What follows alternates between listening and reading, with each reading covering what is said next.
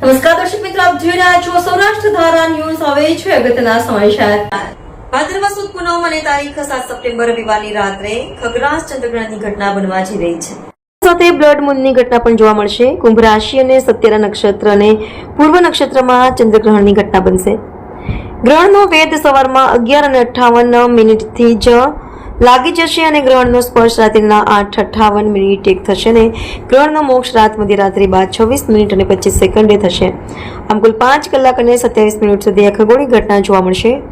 અગ્રરાજ ગ્રહણ Asia, Africa, Australia અને યુરોપમાં દેખાશે. એન્ટાર્કટિકા, પ્રસાદ મહાસાગર અને હિન્દ મહાસાગરમાં જોવા મળશે અને આ ગ્રહણ ભારત, પાકિસ્તાન, બાંગ્લાદેશ, તુર્કિસ્તાન અને ચીનમાં પણ જોવા મળશે.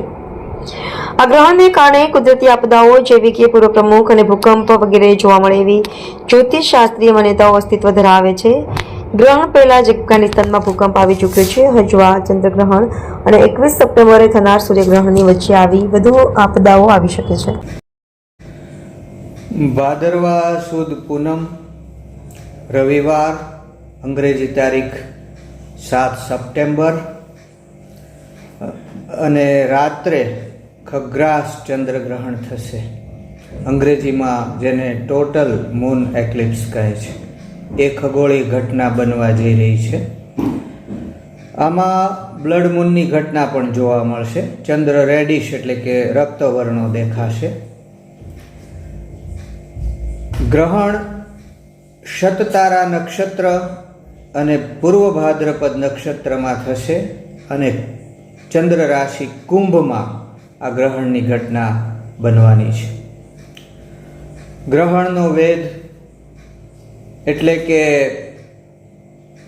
સૂતક એ સવારના 11:58 જ લાગી જશે. મંદિરોના કમાડો બંધ થઈ જશે અને ભારતીય સ્ટાન્ડર્ડ ટાઈમ મુજબ 7 સપ્ટેમ્બરની રાત્રે 8:58 અને 21 સેકન્ડે ગ્રહણનો સ્પર્શ થશે એટલે કે વિરલ છાયા પ્રવેશ થશે. ગ્રહણ સંમિલનનો સમય 21 કલાક 57 અને 41 સેકન્ડ રહેશે. આને જ ઘણા ગ્રહણની શરૂઆત ગણે છે. ગ્રહણની ઘટના મધ્યે પહોંચશે 23 કલાક 41 અને 43 સેકન્ડે. ગ્રહણનું ઉન્મિલન થશે 25 કલાક એટલે કે રાતના 1 વાગે અને 26 અને 47 સેકન્ડે અને ગ્રહણનો મોક્ષ થશે 26 અને 25 એટલે કે રાત્રિના મધ્યરાત્રિ બાદ 2 વાગે અને 25 વિરલ છાયા નિર્ગમન એટલે કે ગ્રહણનો મોક્ષ થશે. પૃથ્વીની છાયામાંથી ચંદ્ર મુક્ત થશે.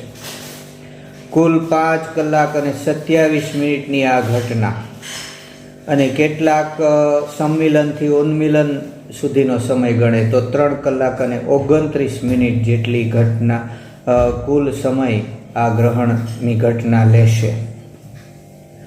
આ ગ્રહણ ક્યાં દેખાવાનું છે એની વાત કરીએ તો એન્ટાર્કટિકા, પ્રશાંત મહાસાગર અને હિન્દ મહાસાગરમાં દેખાશે.